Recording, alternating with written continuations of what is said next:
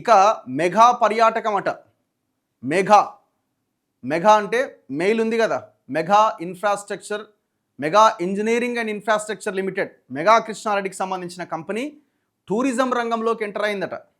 ప్రాజెక్టులు కట్టిండు, కూల్చిండు, అది కట్టిండు, ఇది కట్టిండు. మొత్తం దేశంలో 2014కి ముందు ఒక చిన్న కాంట్రాక్టర్గా ఉన్న మెగా కృష్ణారెడ్డి వేల కోట్లకు పడగలెత్తి ఫోర్బ్స్ జాబితాలో స్థానం సంపాదించిండు. ఇమాజిన్ ఎట్లా సాధ్యమైందో. తెలంగాణ నుంచే తన అడుగులు పడ్డాయి. మొత్తం దేశం అంతా తన ఆధీనంలోకి తీసుకున్నాడు. చివరికి భారతీయ జనతా పార్టీకి 500 కోట్ల ఎలక్టోరల్ బాండ్స్ ఇచ్చిండు. కాంగ్రెస్కి దాదాపు 100-150 కోట్ల ఎలక్టోరల్ బాండ్స్ ఇచ్చిండు. బీఆర్ఎస్కి ఇచ్చిండు. ఈ దేశంలో ఇయ్యని పార్టీ లేదు. వైసీపీకి ఇచ్చిండు, టీడీపీకి ఇచ్చిండు, తమిళనాడులో ఉన్న స్టాలిన్ పార్టీకి ఇచ్చిండు. ఇవన్నీ అఫీషియల్గా ఎలక్టోరల్ బాండ్స్ రూపంలో ఇచ్చినవే. ఇంకా తెర వెనక ఇచ్చినవి ఎన్నో.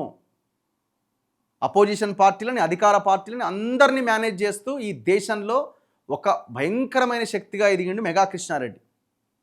ఇదేం పాజిటివ్గా చెప్తలేను నేను. అంటే ఒక రకమైన భయంకరమైన విధ్వంసం అన్నట్టు. ఇది సంపద మొత్తం వాళ్ళ చేతిలోకి వెళ్ళిపోతున్నది.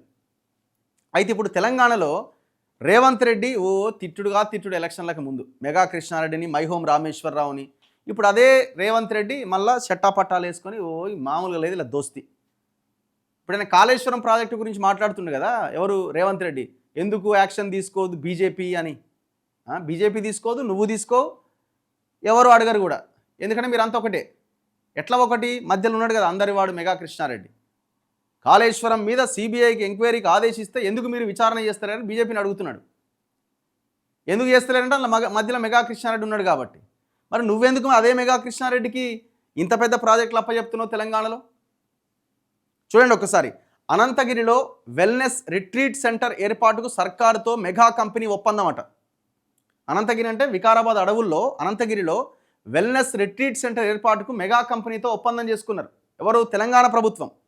రాబోయే రోజుల్లో 1021 కోట్ల భారీ పెట్టుబడులట, 1000 కోట్ల పెట్టుబడులట.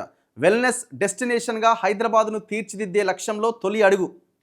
అంతర్జాతీయ ప్రమాణాలతో కూడిన లగ్జరీ విల్లాలు, న్యాచర్ థెరపీ సెంటర్లు, కేరళ ఆయుర్వేద మసాజ్లు, యోగా వేదికలు, ప్రపంచ స్థాయి స్పా కేంద్రాలు. మెగా కంపెనీకి 81 ఎకరాల భూమిని 66 ఏండ్ల పాటు లీజుకిస్తూ ప్రత్యేక జీవో. ప్రాజెక్టు ప్రోత్సాహకానికి సర్కారు తరపున రాయితీలు, పలు కండిషన్లు. 81 ఎకరాలని లేపేసే ఇప్పుడు నేను అనేది ఏంటంటే, ఇప్పుడు ఆ వికారాబాద్ అడవుల్లో ఆ 80 ఎకరాలు ఇవ్వడం వల్ల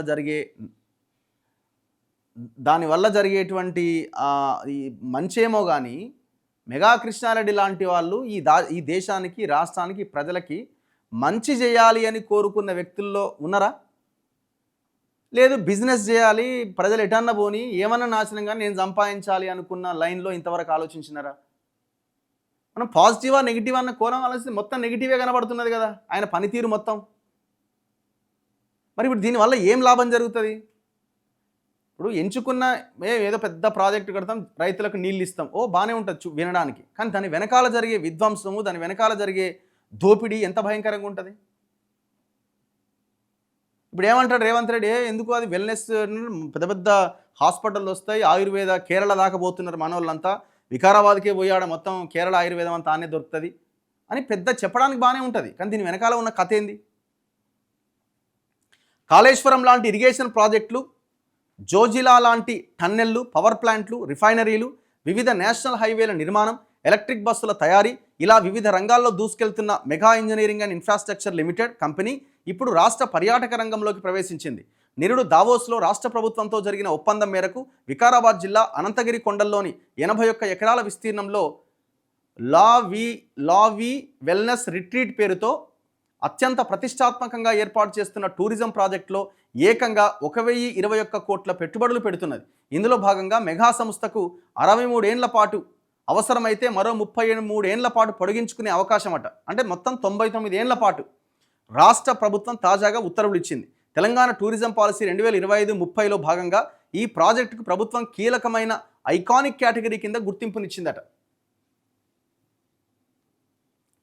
ఇదే ఊపుతో రాష్ట్రంలోని మరికొన్ని పర్యాటక ప్రాంతాల్లోనూ పబ్లిక్ ప్రైవేట్ పార్ట్నర్షిప్ పద్ధతిలో వెల్నెస్ సెంటర్లు, రిసార్ట్ల నిర్మాణానికి మెగా సంస్థ ప్రణాళిక సిద్ధం చేస్తున్నది.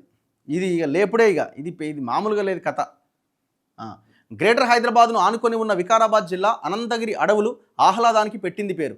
గజిబిజి జీవితంలో అలసి సొలసే నగర జీవిని ఇక్కడి గుట్టలు, పచ్చని చెట్లు సేదతీరుతాయి. జింకలు, నెమళ్ళు సహా వివిధ రకాల వన్యప్రాణులు, పక్షుల కిలకిలా రావాలతో అలరారే అనంతగిరిలో అటవీ శాఖ ఇప్పటికే బ్రీజ్ పేరుతో స్పెషల్ టూర్ ప్యాకేజీలు అందిస్తున్నది. ఇందులో భాగంగా సఫారీ, ట్రెక్కింగ్, బుష్ బ్రేక్ఫాస్ట్లు, బోటింగ్, క్యాంపింగ్ నిర్వహిస్తుండగా నగరవాసుల నుంచి విశేష స్పందన వస్తున్నది. కానీ దినదినాభివృద్ధి చెందుతున్న ఈ మెట్రోపాలిటన్ సిటీ అవసరాలకు తగ్గట్టుగా ఇక్కడ ఏర్పాట్లు లేవు. దీనికి తోడు తెలంగాణ టూరిజం పాలసీ 2025-30లో భాగంగా హైదరాబాద్ను హెల్త్ టూరిజం హబ్గా తీర్చిదిద్దుతామని ఇప్పటికే ప్రకటించిన ప్రభుత్వం ఆ దిశగా అనంతగిరిలో అంతర్జాతీయ ప్రమాణాలతో కూడిన వెల్నెస్ రిట్రీట్ సెంటర్ ఏర్పాటుకు నిర్ణయించింది. ఇందులో భాగంగా 2025 జనవరిలో దావోస్ వేదికగా జరిగిన వరల్డ్ ఎకనామిక్ ఫోరం సదస్సులో మెగా సంస్థతో రాష్ట్ర ప్రభుత్వం కీలక ఒప్పందం కుదుర్చుకున్నది. అందుకు తగ్గట్టుగానే అనంతగిరిలోని 81 ఎకరాల భూములను మెగా అనుబంధ సంస్థ క్యామలాట్ రిట్రీట్స్కు 66 ఏండ్ల పాటు లీజుకిచ్చింది. అవసరమైతే మరో 33 ఏండ్లు అంటే మొత్తం 99 ఏండ్ల దాకా పొడిగించుకునే వెసులుబాటు కల్పిస్తూ జీవో ఇచ్చింది. మొదటి దశలోనే 571 కోట్లతో వివిధ పనులు చేపట్టేందుకు మెగా సంస్థకు అనుమతులు ఇచ్చింది. ఈ ప్రాజెక్టును ప్రోత్సహించేందుకు ప్రభుత్వం 15 ఏండ్ల పాటు 100% ఎస్జిఎస్టీ రిటర్న్ అంటే స్టేట్ జిఎస్టీ అన్నమాట. ఇది 10 ఏండ్ల పాటు టర్మ్ లోన్ వడ్డీ పైన 3% సబ్సిడీ, మరో 15 ఏండ్ల పాటు విద్యుత్ పైన యూనిట్కు ₹3 రాయితీ కల్పించబోతున్నట్టు జీవోలో పేర్కొన్నది. ఇన్ని సబ్సిడీలు ఎందుకండి? ఆయన వ్యాపారం చేస్తాడా లేకపోతే ఇంకేం చేయబోతున్నాడు? అంటే ఏమైనా జనాలకి ఏమైనా ఫ్రీగా అందించబోతున్నాడా మొత్తం అక్కడికి పోయిన జనాలకి? దేనికి ఇన్ని రాయితీలు? వీటితో పాటు భూమి రిజిస్ట్రేషన్, కన్వర్షన్ ఛార్జీలకు పూర్తిగా రియంబర్స్మెంట్ ఇస్తారట. అంటే ఎన్ని వెసులుబాట్లు చూడండి. అలాగే ప్రాజెక్టు కమర్షియల్ ఆపరేషన్స్ ప్రారంభించిన ఏడాదిలోగా కేంద్ర పర్యాటక శాఖ నుంచి 5 స్టార్ డీలక్స్ రేటింగ్ పొందాలని, అంతర్జాతీయ స్థాయిలో పేరున్న వెల్నెస్ స్పా ఆపరేటర్లతో ఒప్పందం చేసుకోవాలని, నిర్మాణ దశ ఆపరేషన్స్ ప్రారంభించిన 5 ఏండ్ల వరకు మెగా సంస్థ కిందలో కనీసం 51% వాటా కలిగి ఉండాలంటూ పలు కండిషన్లు ప్రభుత్వం విధించింది. స్థానిక యువతకు ఉపాధి, యూరప్, అమెరికాతో పాటు ఇతర విదేశీ పర్యాటకులకు ఆకర్షించడమే లక్ష్యంగా ఈ ప్రాజెక్ట్ నిర్మిస్తున్నారు. సుమారు 2000 మంది స్థానిక యువతకు హోటల్ మేనేజ్మెంట్, థెరపీ, గార్డెనింగ్ లాంటి రంగాల్లో ఉపాధి కల్పించాలని సంకల్పించారు.